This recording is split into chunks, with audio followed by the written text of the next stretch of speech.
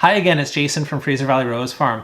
A little while back I made a video where I reviewed with you some videos that I concluded to be fake propagation videos, and these things are all over the place on YouTube right now, gathering millions of views and fooling lots and lots of viewers. So I took them apart frame by frame and pointed out the things that tweaked me as a professional rose grower as to what parts could be fake. And some examples of that would be where they claimed they were growing something from seed when there could be no seeds present in the flower at the time of at the stage that they took the cuttings. Or other videos where they had suspect techniques, but you could see from frame to frame that they've swapped out the cuttings along the way to make it look like they've succeeded when most likely they didn't. There's definitely some shenanigans going on here. So after that video, when I posted it, a lot of viewers responded, some of them saying they tried those techniques and failed and were glad that I pointed out the fakes. Other people having questions like why did they do this and so on. I've been trying to keep up with the comments, but I'm up to about 1,000 now that I've tried to reply to, and I figure at this point it might be better to just conglomerate them into this video response where I go through the most common questions and my answers to those. At the same time, I have some new footage to review with you that will kind of help to elaborate these answers.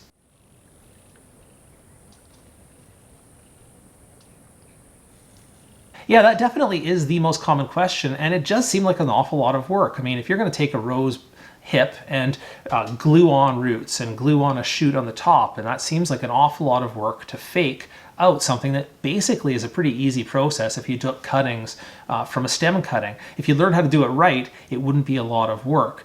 Well, the answer to this is in how they get paid for their views, and of course millions of views can generate tens of thousands of dollars. So when they put out a sensational technique like this, it really is in the impossibility or the novelty nature of that technique that drives the views on YouTube. Some viewers don't know that much and just think it looks like a neat propagation method. Other people are just tuning in because they think it looks impossible.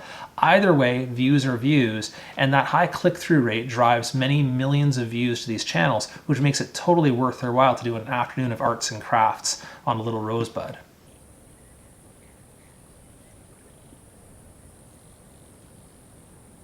Yeah, after this video, a number of people came forward and asked me whether they could look at this video or that video or another video to see if these are fake. And obviously, I don't intend to make a full-time thing of reviewing these videos, but one other YouTuber asked me to look special at a piece of footage for her, so I don't mind going through that one right now. It's a video by a channel called Tree Planting Ideas, and it's where they plant a cutting horizontally and get it to shoot in 3 places, root in 3 places, so you can just chop it apart and get 3 cuttings from one. So let's have a quick look at some of the footage here. And it shows a preview right at the beginning here of what the result is going to be, and yeah, you can see that the stem was put in horizontally and the roots are coming down and the shoots are coming straight up. They get us a very close look at the stem here after they take the cuttings. Now I'm going to give you some footage here that shows you, or some pictures here that show you after they pull off the leaves, there's something called a leaf scar left behind. That's kind of a horizontal mark if the stem is vertical, and above that is a dormant bud. So this stem that they're working with has 2 buds on the bottom. I'll give you a picture of that. It has 1 bud in the middle and 2 buds on the top when they start this process. So it's very clear where those buds are. And the thing about those buds is that's the place where new shoots would come up. It's not just approximately the place they would show up. Those buds are in fact the new growth of the rose as it's beginning to come out. So that's exactly where it has to come up on the stem. So when I show you the results here, and they give us some really good close-ups here, you can see, and I'll again put up some stills here of what I'm seeing is that on the bottom, they missed the bud, or both buds on the bottom. So you can see that 1 bud and the 2nd bud are still there, and they've just placed the I'm going to call it the new stem, which they've clipped from another rose and put in and inserted. They've drilled a little hole and inserted it into the stem because you can see it's below the leaf scar. So they've actually placed it not where the stem would naturally place a new bud. On the top, same thing. The 2 buds are still there. I can't see the middle because it's kind of obscured with some schmutz on there, but on the top and the bottom, the 2 buds that were there are still there, and they've put their shoot in a different spot altogether, and the same thing on the top of the stem. So it is a fake technique. And this is, again, a bit of a shame. This is the thing I always say about these, is that to say that you could take a cutting and put it horizontally into soil, scrape the bark, put some rooting hormone on there, it's not hopeless that that could actually work. Typically my cuttings do root stronger on the bottom of the stem, but I've seen some adventitious either callousing or roots growing higher up on the stems at times. So this is not completely out of the question that this could have been a working technique. But the problem is that this one is clearly faked out. I could tell a little bit of funkiness in the way that the stems looked or the shoots looked. The roots look awfully beat up, but it is the fact that they've missed when they put in those new shoots and didn't place them on the placement of the buds that is a dead giveaway. And if they knew a little bit about plants, they could have faked it out a lot better.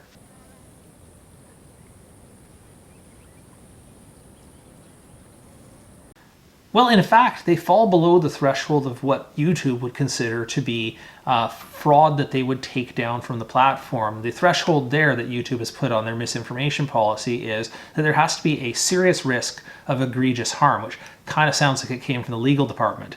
Other than that, YouTube is happy to have these posted on the platform. They drive views, and views drive income, so YouTube benefits from them. I saw a blog by Neil Mohan, who's their chief product officer, and he says, oh, fake videos just don't do that well on the platform, and I'm just going to have to respectfully disagree. Millions of views say otherwise. You may also ask, well, why don't viewers just come back and say these don't work, and debunk the techniques right underneath the videos that they come from? And of course, you see that a lot in the comments of my last video, where people come back and say, yeah, I tried it, didn't work. I tried the bud method, I tried this method, didn't work. But the thing is that YouTubers get complete control of their comment section. So those who are faking the videos have every incentive to delete any comment that questions their methods.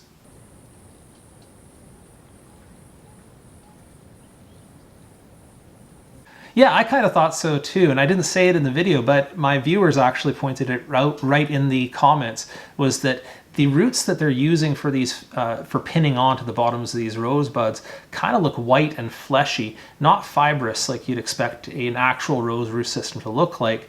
And so it could be from the bottom of a chive or garlic or a green onion or something like that. I'm gonna let you judge for yourself here, because I did find one clip from Diane Garden Tips where she allegedly is able to root hibiscus leaves directly. And when you see the footage here, doesn't that kind of look exactly like the bottoms of chives pasted onto these hibiscus leaves? I don't know, you tell me.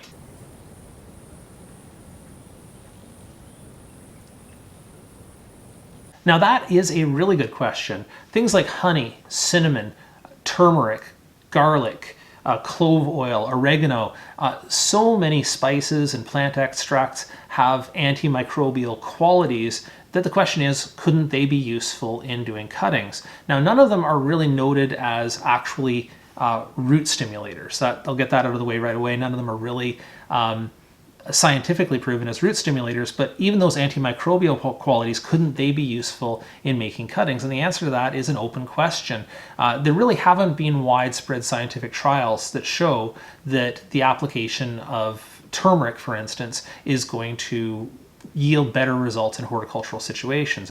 But it is a question worth asking. And if you made a video where you went side by side and said, well, here's some cuttings that are treated with turmeric and here's some cuttings that were treated without turmeric or just using rooting hormone, and saw if there was a difference in the cut rate, I think that could be a useful video and worthwhile watching. But when you're using the turmeric or the garlic as a magical flourish to say why the thing that you put it in your thumbnail that looks impossible actually could be possible, well, then you're just polluting the issue. And in fact, what you're doing is you're making it harder for people who want to encourage these natural solutions to have their solutions taken seriously, because it's kind of conflated with these fake propagation videos.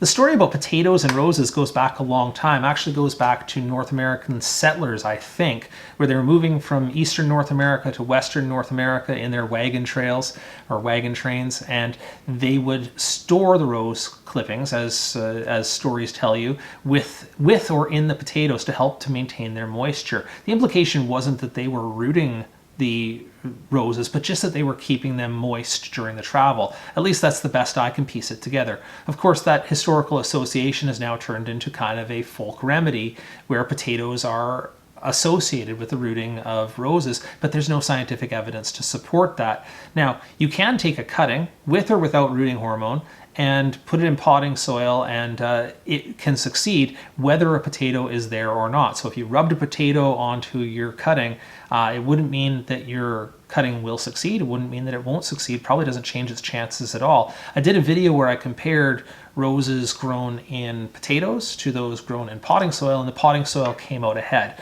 And since the potting soil is the easier thing to do, I think it's the better solution, but I leave that to your judgment.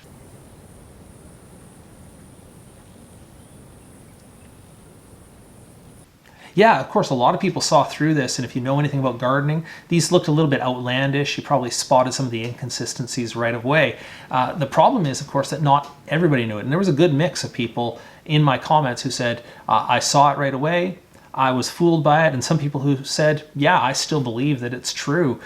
So I think there's still a good mix of people out there, and my concern, of course, is that this is going to fool brand new people coming into the hobby who are going to try with a rosebud, sticking it into soil or into aloe or some other concoction, and a few weeks later they get no results. And because the channels are deleting any comments that say that it doesn't work, the gardener is just as likely to conclude that they made a mistake. And this can be very discouraging, I'd imagine, and at least that's what I was hearing back from viewers.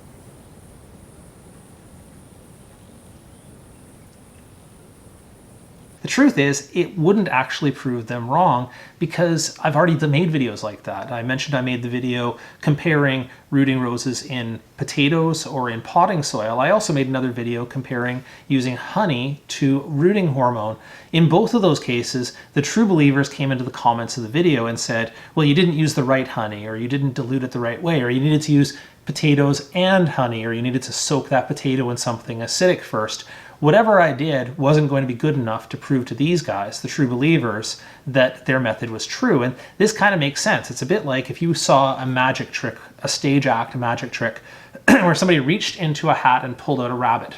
Now, you know from common sense that it's not true that there was no rabbit there and then it appeared from thin air, but it wouldn't prove that the magician was wrong if I pulled out my own hat and reached into it and couldn't find a rabbit.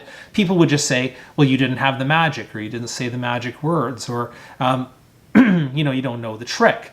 Now, of course, if I opened up that magic hat and showed you the compartment underneath it, then you go, ah, I get it. So I guess that was my approach, is that if I can show you how they're faking it and why it doesn't make sense, that would solve the issue for us.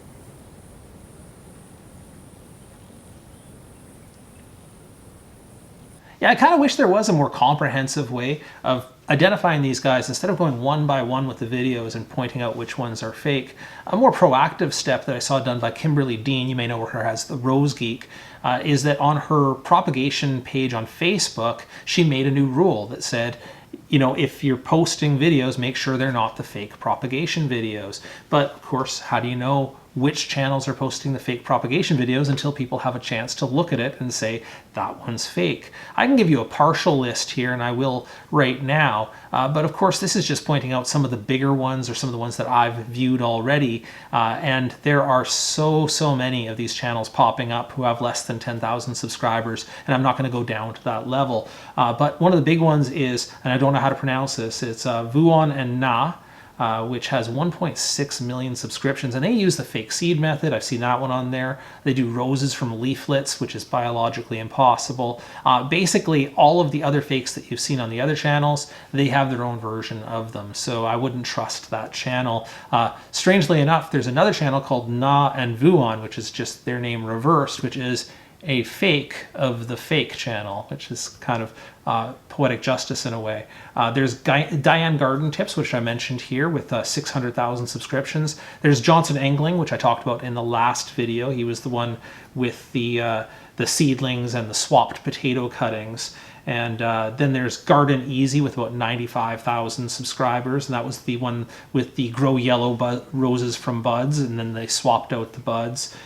There's also, I want to point out just one more for good measure, this one called Flowers in Vietnam, which if you look at their video here, I'm going to show it in part, where they take the leaf off of an anthurium, do their magic with it, put it into a pot, cover it over with an opaque bucket. So now this thing is sitting in darkness, which by the way is not such a great thing if you're trying to actually propagate plants. Plants actually need light.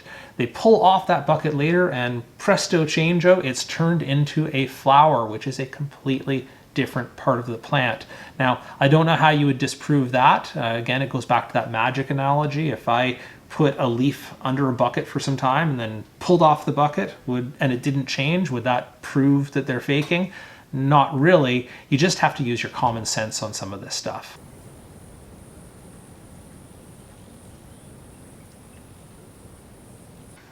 Well, look, for various reasons, I don't think YouTube is going to do anything about this. They have bigger fish to fry with fakes, and if you look at the primitive build videos, big genre. If you look at the animal rescue videos where actual harm is being done, the gardening channels really become small potatoes to them in terms of their information policies, which don't actually really prohibit this. So if anybody's going to put a stop to it, it's going to be us. We have to take care of it as a community. The fact that you've now being convinced, if you have, I hope I have, that some of these videos are fake or some of these channels shouldn't be trusted, now you share that information with other people. And I would obviously welcome people from different topic areas within YouTube, reputable channels, to point out why this thing that they showed with a citrus tree doesn't work, or why this thing with grafting doesn't work. Those aren't my areas of expertise, but somebody who knows a lot about them definitely could make a debunking video. And then what you can do is, over time, drive down the clicks that incentivize them to make all of these videos and throw them up. That's all I can hope for, and I thank you for watching, and I thank you for sharing, and if you have any other questions, please drop those into the comments below the video.